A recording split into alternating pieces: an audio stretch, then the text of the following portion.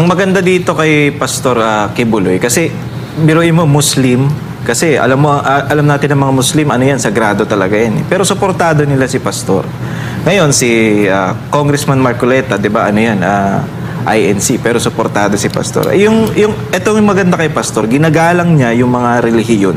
Hindi niya sinasabi na ito, ginagalang niya rin si Pangulong Duterte, kung ano yung desisyon ni Pangulong Duterte. At makikita nyo dito, ito yung video na yan, alam nyo ba kitang-kita sa mga kabataan na yan kung gaano, kitang-kita sa mukha nila kung gaano nila kamahal si Pastor.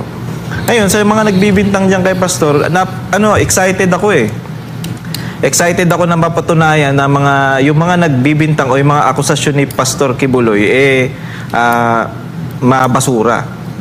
Dahil puro puro yung mga nagpapakalat ng maling yung mga fake news na yan o yung mga balita na yan, makikita mo sa mga profile nila, mga bugoy-bugoy lang.